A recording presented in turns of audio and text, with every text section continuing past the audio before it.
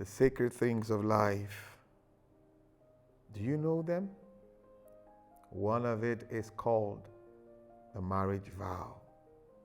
It is so sacred because it has to do with two people and divinity. I overheard two friends talking about it, musing about it, and I was opportune to eavesdrop on them.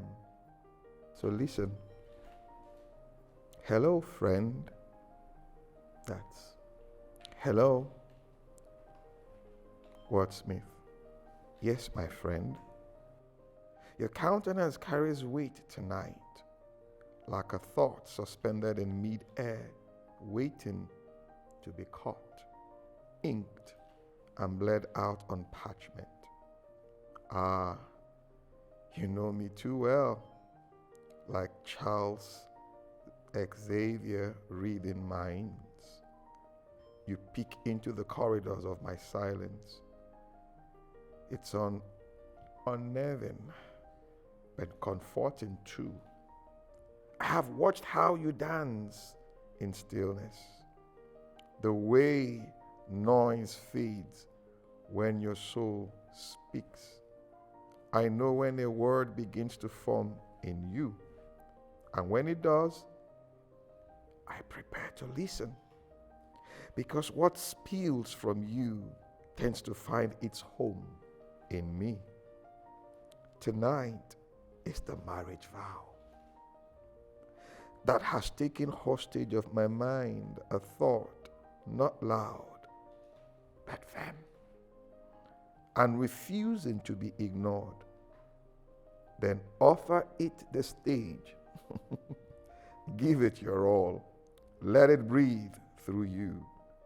Do you ever wonder how we, men and women, stand before altar and witness, uttering sacred syllables with trembling joy, only to cast them away like yesterday's confetti after the spark of desire dies down? Those vows, those words, locked away like rusting tools in a forgotten workshop of broken things. But hear them. Yes, hear them again. Slowly. Now, let us take it. I, put your name there. Take you, put your name there. To be my, yes, husband or wife. To have and to hold from this day forward. For better, for worse. For richer, for poorer. In sickness and in health. To love and to cherish till death do us part, according to God's holy ordinance. And hereto I pledge you my love and faithfulness. Tell me, does that sound like a contract? No. It is breath made word. It is soul sealed with fire. A covenant, a bond wrapped in eternity's whisper. Within those words lies unity, not just between man and woman, but man, woman, and God. A threefold cord not easily broken. Faithfulness, that ancient root from which love drinks deep. Love doesn't thrive on feeling. It blossoms in fidelity.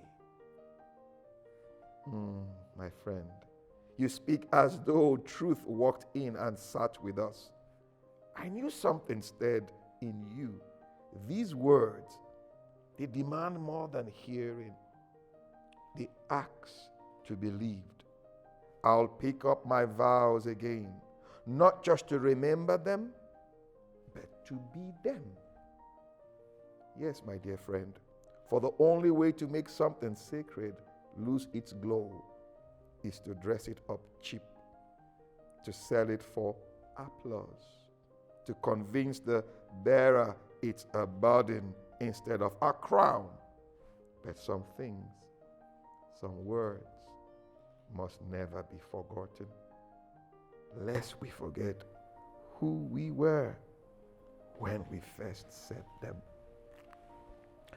So I heard the conversation and captured these thoughts.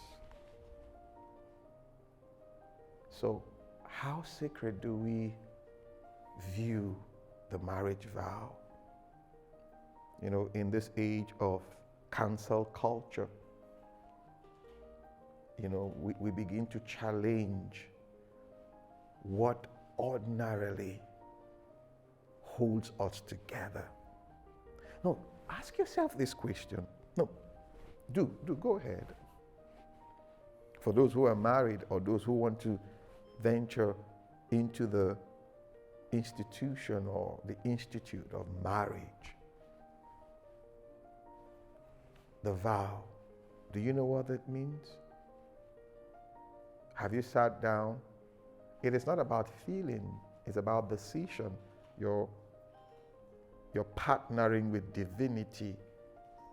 Now, the woman partners with divinity, the man partners with divinity, both partners with divinity in bringing about divinity's plan on earth. Because that is where it stems from. But again, to make something precious and sacred look like is nothing is to wear it like a cheap clothing. Sit down. Yes, you sit down. And in your anger towards your partner, your wife, or your husband, as the case may be, pick up the vow again and look at it. Remember the witnesses, not just the human witnesses, the divine witnesses. I like the way the Bible puts it. We are surrounded by so large a witness, a cloud of witnesses. So we're not alone. The marriage vow, the future is dependent on it.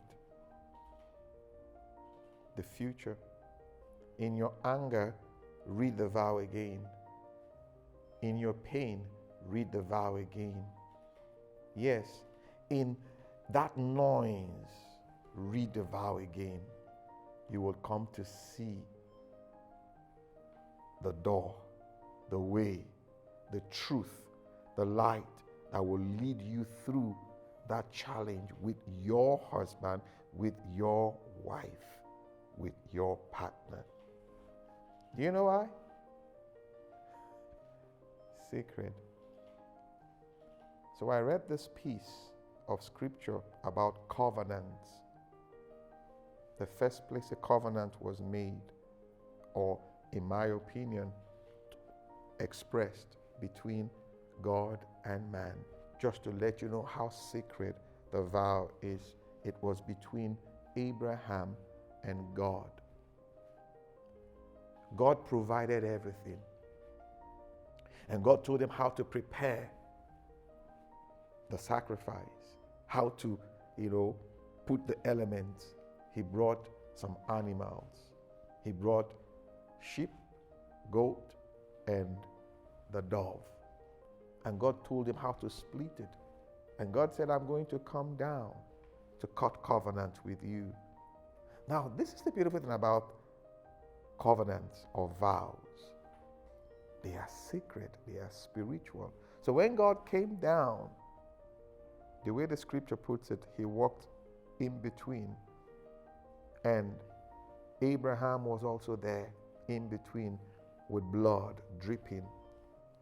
And God said, this is how my body, this is how I, God, would bleed, will be split if I don't uphold my own end of the covenant. So God vowed.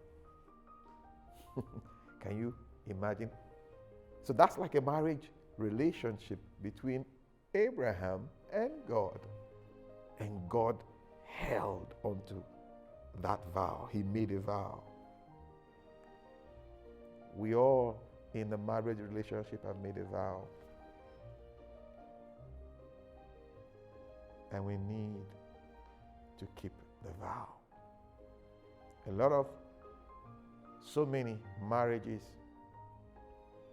globally going through stuff, challenged by the economy, by the culture.